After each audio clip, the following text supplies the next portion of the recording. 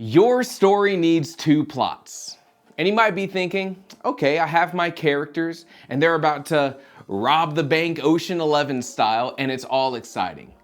But if that's all it is, then you're missing the point. Every story that you love has two plots. You may have heard about storyline A and storyline B, or the internal plot and the external plot, and that's what we're breaking down today. Don't get stuck planning the big heist and forget how to make your story human.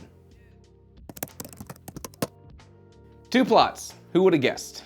Now, let's be clear, I'm not talking about two plots like Frodo and Sam headed for a nice mountain vacation while Merry and Pippin chill in the forest. I'm not just talking about two different things happening in your story. Because, of course, you might be saying, any story with more than one perspective is telling more than one plot. What we're talking about is the external plot and the internal plot. Simply put, this is the events of your story, the external, and the heart of your story, the internal. Like I've said, I've heard this before, storyline A and storyline B, but I've also heard those two terms in reference to literally having two plot lines and maybe they eventually converge. So I like the terms external and internal better. They're just more specific. So let's start with the easier of the two. The external plot is what we're used to calling the plot of a story. Let's look at Jurassic Park as an example. If I were to ask you what Jurassic Park is about, you would say one of two things. If you're cool, you'd say Jurassic Park is about a dinosaur theme park gone awry. If you're a nerd, you might say something like, Jurassic Park is a warning about genetic manipulation. Do you think God stays in heaven because he too lives in fear of what he's created here on Earth? Or something like that. Get out of here, you nerd. Also, as a side note, does it bother you that some people in the world hear Jurassic Park and immediately think about this? Standing. Hey, what did I just say? Because it hurts me. It's hard to fathom. The external plot is this: the action of your story, the way that your characters progress through the story and the consequences of doing so. It's what you read on the back of the book. It's the plot synopsis. But what about the internal plot? As cool as dinosaurs running amok in an amusement park is, it wouldn't be nearly as an effective story without something deeper to hold on to. Enter the internal plot. The internal plot is the emotional journey of your characters. It's the heart of the story, the why behind the what. While the external plot is all about survival and escaping the island, the internal plot is about Dr. Alan Grant's journey from a guy who can't stand kids to someone who learns to embrace the idea of family. It's not just a story about dinosaurs, it's a story about people, and that's why we care. Now, is that the most compelling internal plot that you can imagine? Maybe not. But it's definitely present there. I mean, we meet Alan Grant in the movie as he pretends to disembowel an annoying child with a dinosaur claw. Anyways, hella based. And the climactic scene has him putting himself between a velociraptor and children. Less based, but whatever. So when you're crafting your own story, you don't just want explosions and high-speed chases. You need that emotional core to anchor everything. Otherwise, you're just throwing dinosaurs at the screen and hoping for the best. And you might immediately be asking, how is the internal plot different than, say, a character arc? And the reality is that the internal plot is the protagonist's character arc, the emotional change that they go through from the beginning of the story to the end. It's so important that we also have this other term for it, and it defines the story. Here's the key. The external and the internal plot are not separate things. They're intertwined. The best stories use the external plot as a pressure cooker to force that internal plot to progress. Let's take Die Hard, because yes, we're going to keep using 80s and 90s movies as references. Externally, John McClane is trying to save his wife from terrorists in a high-rise building. Awesome. Internally, he's realizing that he's been a terrible husband and he needs to do better. The external plot, all that action and the high stakes and the immediate threats, creates this perfect environment for him to go through his internal plot, his growth as a person. Now imagine Die Hard without that internal conflict.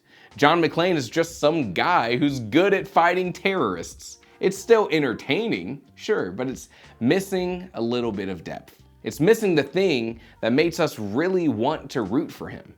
And it's one of those things that sets Die Hard apart from so many other just action movies of the era. Frodo goes from innocent, goofy kid in the Shire to bearing the weight of the world on his shoulders. Spider-Man accepts that great powers come with great responsibility. And Iron Man builds a cool suit. You know what? That first movie could have been a little clearer on the internal plot. If you know what kind of change Tony Stark goes through in the first Iron Man movie, let me know, because he kind of doesn't. So let's bring this back to your story. You've got an exciting, well-plotted external plot, but your characters aren't changing, they aren't growing, and they aren't struggling with something meaningful. If that's the case, then your story is missing that extra punch. And likewise, if your character is going through this deeply emotional transformation, but nothing externally is really happening to test them, well, it can feel slow and directionless. You need to have both of these things. So how do you go about planning your own external and internal plot? Well, if you need help creating an external plot, you can check out these videos I've done about plot frameworks. You go in with an idea, you break it down into bits, and you structure it in a way that makes sense to you. But the internal plot, that's a little different. A successful internal plot requires you to think consciously about how it plays into the external plot. These two things cannot be isolated things. For example, in a story like The Hunger Games or Maze Runner, where the kids in the story stand up and rebel against the grown-up authorities, maybe the internal plot revolves around the main character finding their voice, standing up for themselves, because that fits the external plot as well. In some cases, this might even be decided for you. You ever heard of a coming-of-age story? A coming-of-age story has a very specific internal plot. It's about a character growing up and accepting responsibility and seeing the world differently. That journey is the internal plot.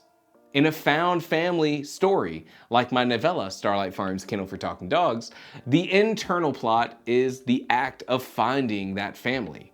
And just like how we talk about the romance genre using tropes to communicate ideas between the author and the reader, that's the same thing here. These stories define the internal journeys that the characters will go through. So next time that you're planning your story, ask yourself these questions. What is my character trying to accomplish in the external world? That's the action of your story, the reason most people are going to pick up your book. It's the story synopsis. How is this journey forcing them to grow, change, or realize something about themselves? That's your internal plot that readers will connect with and makes them care.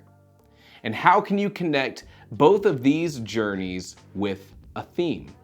Having these two plots be intertwined makes your story feel complete, comprehensive, whole. If you have answers to all of these things, then you are on the right track. If not, well, maybe it's time to take another pass at your outline. In fact, you can even watch the planning streams that I did for Novella November here to see exactly how I organize the internal and external plot to my story in Scrivener. And that's it.